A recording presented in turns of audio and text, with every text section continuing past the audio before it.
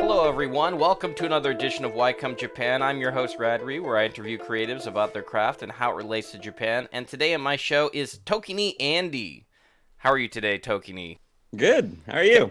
Little tired, but Little tired? Can I call you Tokini? Is that an okay name?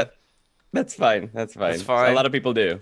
My name's Okay. technically Andrew or Andy, but a lot of people end up just calling me Tokini, so that's fine. So you run a YouTube channel just under the same name, Tokini Andy, where you mostly teach Japanese lessons and you also play video games, but it's mostly like the game you teach from the textbook of Genki, correct? Yes. That sort of just naturally happened. That wasn't the plan at all. What happened there was someone sent me a message on Twitter once. They had watched one of my videos on conjugation or something, and it was like, I don't get it. Genki is saying this in chapter 3, and you're saying this. And I was like, well, that doesn't make any sense. So I went back. I actually had a copy of it, and I went and read the lesson, and I didn't understand what it was saying. I've been using Japanese for, I don't know, 8 years. And I read the chapter in Genki, and I started questioning myself. I was like, well, this doesn't make any sense. So I finally figured out what they were trying to say, and I was like, okay, I need to sort of clarify this in a video or something, because I think that could be helpful to people. But I was having trouble with on-camera presence. I had just started, a lot of people do in the beginning. I was like, maybe I'll just start live streaming to like get some practice. And this would be a good opportunity for that. So maybe I'll just start from lesson 1 and see if people are interested. And then when I get to lesson 3, I'll quit, because that's the one I want to stream. But nobody really liked my other videos, but everyone seemed to like those. So I ran a poll. Like all the other stuff, we get like 20 views or something, and those are like, they just kept going, and people were like, thank you for making this. So I ran a poll. I was like, why are you here? Is it for these videos or these videos or these videos? They're like, nope. Like 95% of people, I think, at the time were Genki lessons. I was like, well, I guess I have to do Genki now. So now I'm a Genki teacher. Well, that's like now I'm a Genki guy. It seems like that's your creme de la creme now, or not creme de la creme. What is it? Your thing? I don't have good words for this. It's my niche. It's your niche now. I now own Genki. One of my former guests on the show, the Red Value, we made an entire episode him arguing about how to make great videos. Is you have to stay inside your niche in order to become a greater creator nowadays. Yeah, I mean, I think it helps for growth, initial growth. I don't think it's necessary to do it permanently. Like, I like my gaming videos, they don't do great, but I enjoy them, so I like to do them every once in a while. And I think it's good to sort of push your boundaries out a little bit from your niche, because otherwise you're sort of stuck there. And a lot of the greatest YouTubers have, you might not know it, but you might like one channel of a creator, but then find out years later that they actually have like 7 other channels where they do totally different things. So I don't know. I don't know if I agree with that completely. But I'm a newbie when it comes to YouTube, so I'm still sticking with my niche.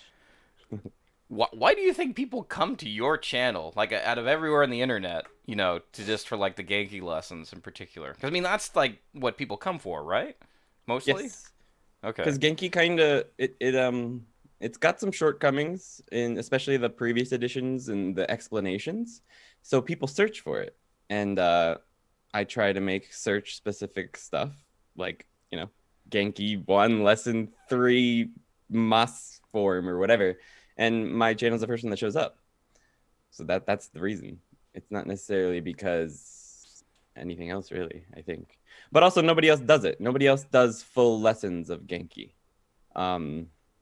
There's little like single lessons where someone will explain a certain grammar point or something, but nobody actually goes into the book and just does a whole full lesson. And there's a ton of people in the States that use Genki, and in other countries as well, for university courses.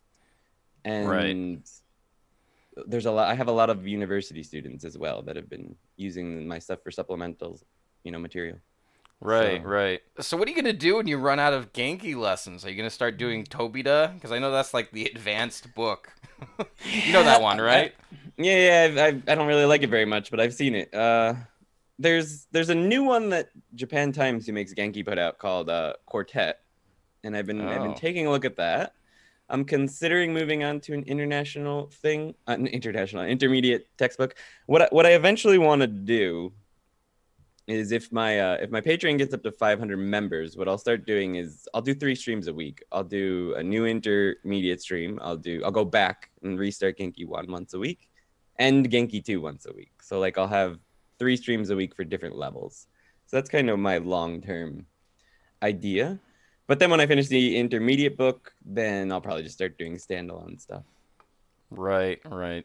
So why Nagano? You're in Nagano, and you've been in Nagano for how long now? 7 out of the past 8 years. I left for 1. I left for 1, and I lived in New Zealand. I went to become a monk, and then I quit that. I guess that's something we really need to talk about. Why did you become a monk? Or what interested you in becoming a monk?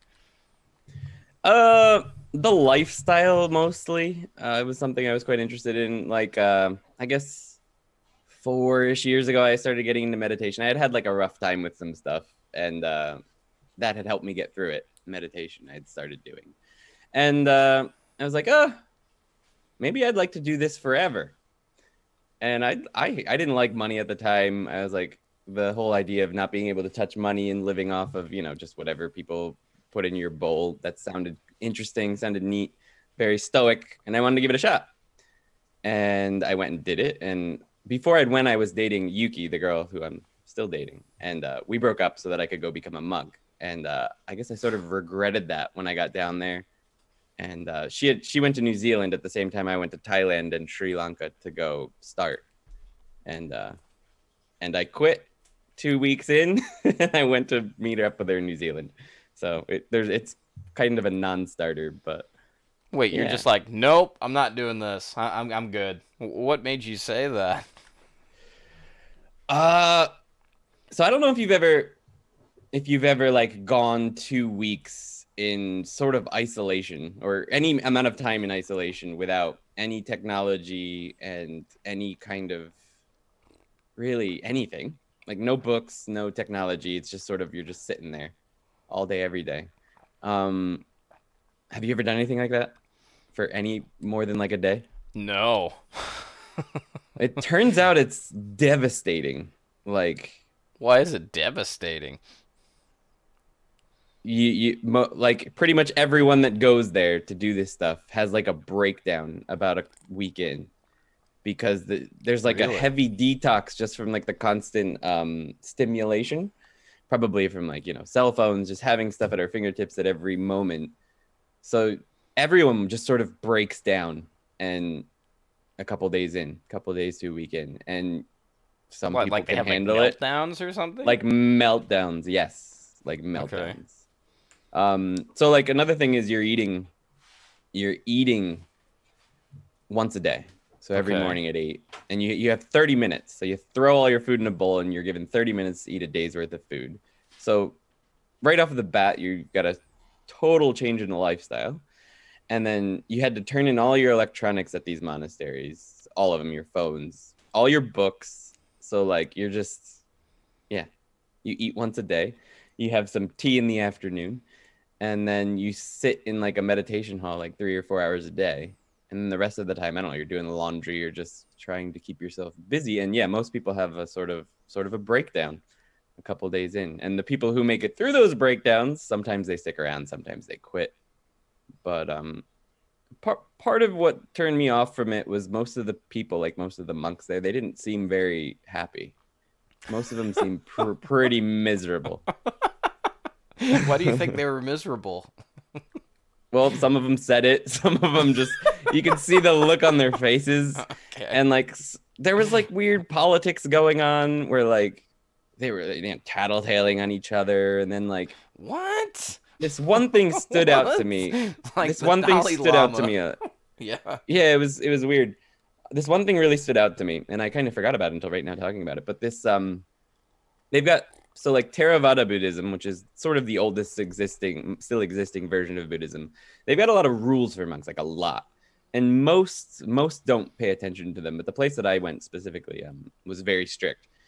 So like they'll do some pretty odd things from time to time. So I was just walking by myself, and there was a monk he was getting, I think he was cleaning the toilets or something, so he needed a new toilet paper. So he went to the storage room in one of these buildings and opened the door, and he calls me over. He's like, "Come here, come here, come here, come here." He's like, "I can't touch this toilet paper because it wasn't offered to me. So you can't touch anything that wasn't offered to you. So I need you to offer it to me." So basically, there's this toilet paper standing in front of him. So I had to pick it up, kneel down, and put it in front of him, and then he picked it up and walked away. So like, Okay. And you had to do that all the time? Is that why it was frustrating? no, that didn't bother me. It was just like, that just seems like, what? Why? Okay. Just pick up the toilet paper. I don't know. Just there was a lot of weird stuff going on, and that it didn't bother me. That it just was something that stood out to me as like, these guys are all being super dogmatic and very specific in everything they do, which is interesting, but also they seem to be doing it very blindly, not questioning why they're doing it, and they all seem miserable. And then I missed Yuki. That was probably the biggest thing. Okay. So yeah. What do they say? Like, you probably shouldn't hang around people who are toxic, quote unquote. It becomes a, you know, I can't. What's the word? It's like if somebody like Harry or has like a certain emotion or feeling, you end up start copying that emotion or feeling.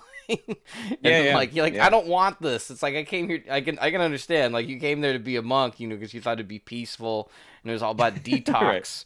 you know, and it's not about. But it seems like what you're saying, it's all about hierarchy, and it's not about. That's exactly what it was. I think if I had gone to Sri Lanka, like I actually have some acquaintances and friends there who were just sort of they lived in the jungle. They built their own huts and stuff in the jungle. If I had gone there, I feel like I would have felt a little less weird about it. They're a little bit more, I don't know, down to earth. They question certain rules, and they are very practical. But I decided not to. I preferred to come back. Do you subscribe more to the philosophy that I forgot exactly what it is, but in Japan they kind of have this philosophy that everything is like a spirit, like everything is alive. What's that? Yeah, like kami. That's right. And so, for example, like people who are otaku, like when they used to like sit next to electronics and things, you know, they're just becoming one with the product or one with the, you know, the things in front of them. That's why. You know, I guess maybe not. Maybe people don't do this anymore, but like they used to, like, you know, sit really close in front of televisions and things like that. I'm not sure how much truth there is to this, but like, you know how like they're spoofing on The Simpsons, like people in Japan stand really close to their televisions and they all get seizures and everything. And I've never seen that. You never saw that episode? No, that's a real thing. Anyway. Do you ever feel like, you know, being back in Japan post-monk lifestyle, do you kind of feel more one with technology, or do you feel like it's still like it corrupts you? Because I could definitely get it, because like sometimes people, like when they're holding their phones or, you know, constantly, you know, looking down at their phones, it feels like you're digressing into some like, you know, mongoloid or something. It's a corruptor. 100%. You feel like it's corruptor still? Okay. Yeah. You don't feel one with everything? But no. But there's a reason for it. I think of technology as and this is true of everything really. It's a tool. It's not.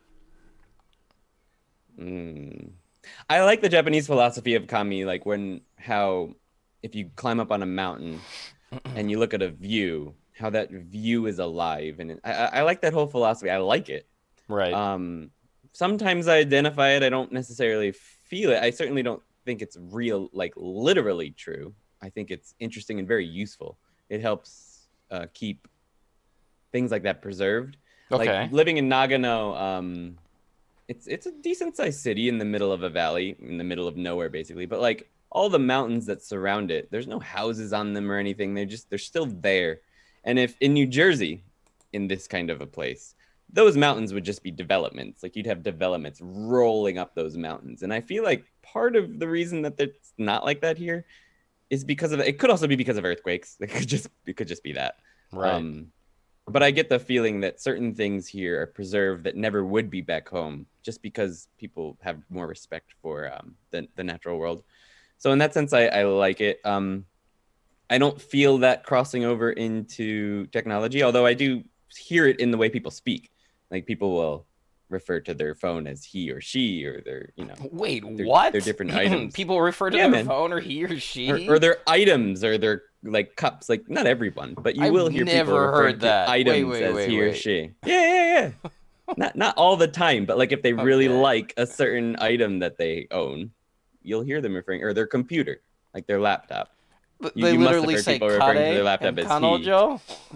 Yes, I've definitely God heard it. damn it. Yeah. All right. But they're not thinking about it. Like they're not thinking like, oh, that's a kami. It's just sort of built into the language, I feel like. But anyway, my point is somehow coming back around to that is that I don't think technology is evil. I think it, or useless or whatever. I think it's just a tool, and if you use it well, then it can be very useful to you. And if you abuse it, it can be like anything else. And I definitely abuse it, for sure. Like what's abusing it? Like, for example, like what I feel like my life's being corrupted by technology is like I got to see who liked my picture on Instagram. I got to see who liked my post. That sort of thing. That's when I feel like I'm being corrupted at that point. If like I'm feeling like I got to see who liked it, I got to see what reblogged it, got to see my numbers. No, I got to move on. I'm becoming OCD or something. That can definitely do it, man. Like I had a bunch for a while there. I was on TikTok and I had some stuff really blow up on there, and I sort of got a taste of what it's like to maybe be, have a giant channel or something, and it's a little scary. Like I had a post blow up. I think it had like 5 million views, and I was just watching them tick up and watching the numbers go up and up and up and up. And I think I lost the day. Like I think that whole day I was just looking at my phone like dumbfounded, like what's going on. And I was like, how do people that have every single post go live like that get stuff done? So, yeah, I imagine you get used to it, but yeah. Well, I mean, after a certain point, you just have to ignore it, I think. I think so, yeah. Most people just end up ignoring it, which is probably the best bet. Yeah. Well, I mean, as humans, we love numbers. I think it was, I was talking to the guy in this podcast, one of my former guests, Julian Dominski, and we were talking about Chris Broad and how he puts all of his videos together. And he was talking about how he said his secret is he always fits a number somewhere in the title. Because I guess as humans, we love numbers. People love lists too, man. Lists and numbers. Awesome. Do you like lists and numbers? I used to really I used to click. You remember Cracked? Cracked.com? Yeah, I remember Cracked. Are they still around? They still make stuff? Nah, they sold off to like 50 different companies at 50 different times, and they ended up dying, I think. But their old posts used to all be lists, and yeah, that's true. People love them. And I must have too. So what they call them, listicles? Yeah, something like that. Something like that. So like I don't think of myself as a person who loves lists, but I click them, so I must. Huh. Well, because it seems like they've kind of stepped away from listicles, because you don't see as many like BuzzFeed articles anymore, or the crack stuff. Yeah, they might have worn out a bit, but maybe it hasn't died. It's just evolved. Yeah, they're a little bit. Well, they've found things that are even more clickable, like sensational titles about it don't actually relate to anything in the video, stuff like that. Yeah, that's also the weird thing. Like, I feel like I'm becoming more numb to it. I'm like, oh, okay. Like, I know it's clickbait now. Yeah. And it's just sort of like... Go on. I tend to intentionally not click those. Yeah. I probably feel better about myself than I should because I don't click on them. But yeah, it gets a little obnoxious. The internet right now is very obnoxious. Yeah, it kind of feels like sometimes when it kind of, I guess the best way I could, think about it in terms of a metaphor, it's sort of like the color out of space from like that Lovecraft novel, where it's like you get like this thing that comes out of space and it just makes you old and it makes your hair gray. That's how it kind of feels. Like you're gonna go mad if you keep looking at it, Hey, you will. You remember at the beginning of this whole COVID thing, the internet was just people spouting like scary theories and like, oh, this is the truth, and Oh, you all mean of this. conspiracy theories? Conspiracy theories, and even just terrifying headlines over and over again. And I've never really had any issues with anxiety, but at the beginning of that thing, I was spending so much time like looking at Twitter and stuff that made my life worse significantly, and it made me feel older and gave me anxiety that I never would have needed. So one day I was just like, you know what? I'm quitting Twitter for a couple of weeks, and I felt a lot better. Huh. So What gave you anxiety about it? Just that the numbers were going up and that was changing everything? Well, just because there was so much uncertainty about it. Oh, okay. Nobody knew what was going on, and it was like, you didn't know if you walked out your door if you were suddenly going to get a deadly disease or how deadly it was. Right. And like, if you read Twitter in the beginning of that thing, you were pretty sure that, it was just sitting outside your door waiting to jump on you. Like, even if you didn't believe it, there was just so much of that bombarding you that it was hard to, even if your rational mind was like, yeah, I don't think so. The endless negativity was draining. Right. Do you know Hiko Simon, the YouTuber? Yes, yeah. Yep. I did another interview with him on this show where I was asking him about, the lockdown stuff, and I was telling him I'm having, PTSD, or I'm having, memories or flashbacks of, the earthquake. And he's like, and I agree. I do agree with what he says, but he says that, like, this is much, much, much more mellow. It's not as, like, crazy as it was back in 2011 when you had the earthquake, tsunami, and the radiation scare. So I can't even imagine. Yeah. So people I mean, were fleeing Japan. Yeah, and then like with COVID-19, I mean, like it's also you can't see it. Also similar to like the radiation, like you can't see it. Right. That's a lot of it too. Like you don't really know too much about, because we're not scientists. Or I mean, maybe you're a scientist. I don't know. I'm not a scientist. I don't. I could do some research and like figure out, okay, there's good radiation and there's bad radiation, like the radiation that keeps you warm, then there's the radiation that gives you cancer. Like, so which one is it? And and there's all this conflicting information, and the government's not really releasing a statement, and you don't know if the government's trying to be, what is it? They're not trying to keep people calm. Just keep people calm, or like, because like we're mostly used to politicians, they're driven by their self-interests. Oh, of so course. We're not like, they absolutely are. So we're kind of realize, should be we worried? Are they lying to us, for their own sake? That's kind of what I felt. So I definitely get it. Well, they probably were and probably still are in some situations. So yeah, it was just better to pull out from it, because you can never know. So it's better to just sort of keep what you can control in check. If anyone was posting things negative about the way that Japan had dealt with it, there were these weird accounts attacking them with like comfort women were a lie. Like that was the name of the account. Like accounts like that attacking the posts, criticizing Japan. Like I put up a questionable post. I retweeted something. I was like, well, this sounds kind of weird. And I was getting attacked by all these Japanese. It looked like bot farms of people defending Japan and saying everything Japan is doing is perfect. The rest of the world is stupid. It feels like you activated Skynet, right? That's what it felt like. Yeah. And I was seeing this in all kinds of other accounts, and I was like, so that just made you more nervous. It's like, okay, why are they trying so hard to to defend themselves against any of this information that's coming out? And that's when I was like, you know what, I need to quit this. This is just getting ridiculous. I don't feel like going down a rabbit hole today. Yeah, well, I mean, that's also another problem with the internet too, is you can't hear like their tone, like what kind of tone they're going for. Are they angry? Are they upset? Are they being, cavalier? Like, are they actually angry at me, or are they just joking? That's another problem. Twitter's weird, man. Yeah.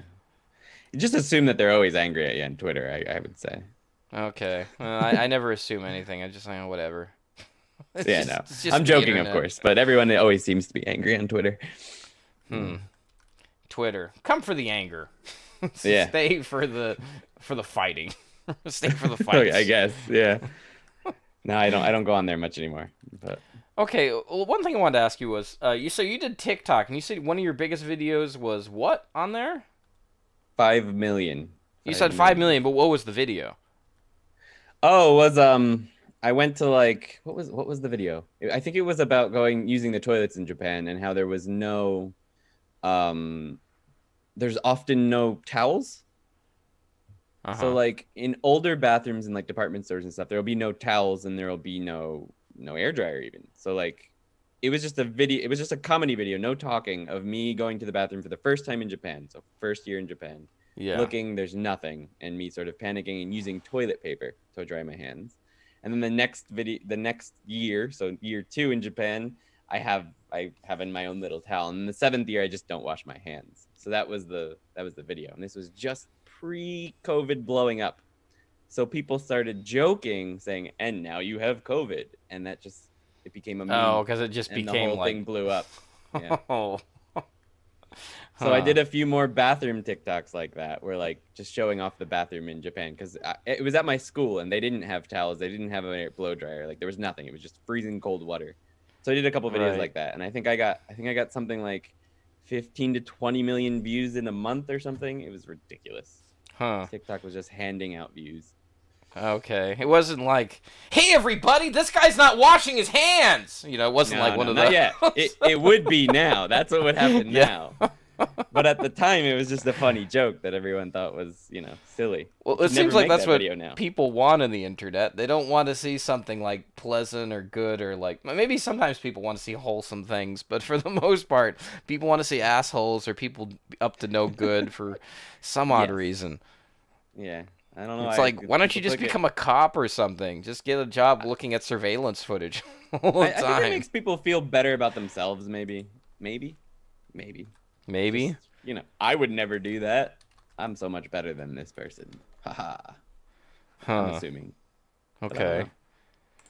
So it was just the video that blew up was just the one that got 5K or 5 million, you said, views? 5 million, yeah, 5 million. Wow. Do you still do TikTok, even though it's like kind of questionable government, interference kind of thing? I burned out, man. To be successful on TikTok, at least when I was doing it, so I'm looking now, you had to be doing like 2 to 3 videos a day, and I'm not super creative to be honest. Like I've never done anything really creative until starting YouTube, so I ran out of ideas, and it got a little draining. So one day I just stopped. This was before it got all political and stuff, so I was already out by the time that happened. Oh, okay. All right. It was a fun run, but it was they're like, it's almost fake views, I would say. It depends on what you're trying to build, but if you're trying to build a business, I don't know how great it is. It's mostly just like 12-year-olds that have 12-year-olds. Well, because the previous show I was doing to this, I was interviewing Jade in Japan, and they're telling me every time I go on TikTok, it's just a bunch of girls dancing. I'm like, this is it? That's it? Well, that actually is more telling to what videos he watches. Their algorithm's actually pretty good. This is a girl. This is a woman. Oh, a girl. That's interesting. Yeah. Because the way the TikTok algorithm works, it's very simple actually. Is if you watch a video to the end, they'll show you more videos like it. Right. So if you scroll past it, they won't show you like that anyway. So like if you look at 3 different people's TikTok, they won't even resemble the same app. Like there was a friend of mine, his daughter, she's like 11 and she's on TikTok, and she showed me her TikTok, and it was just cooking videos. Like every single one was just cooking videos. Yuki's, my girlfriend's, hers was just animals, and mine was like, it was weird stuff. It was like magic tricks and I don't know. There's all kinds of weird stuff. And then some people will just be girls dancing, and it's like, well, and they'll complain about it and be like, well, that's what you're watching. Right. So, I don't know.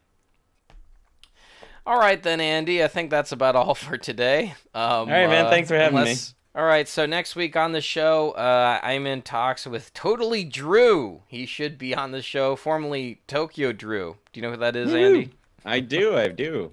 Okay, so seen a he few should of be his on the things. show next week, maybe? I don't know. We're still in talks. We'll see what happens. So, until then, I'm Radri, and I'm Tokini Andy. Hey Tokini.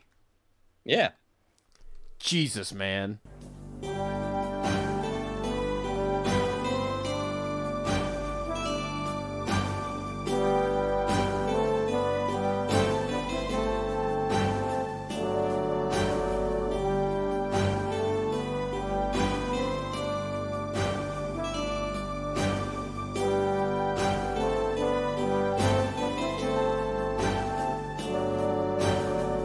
Did you enjoy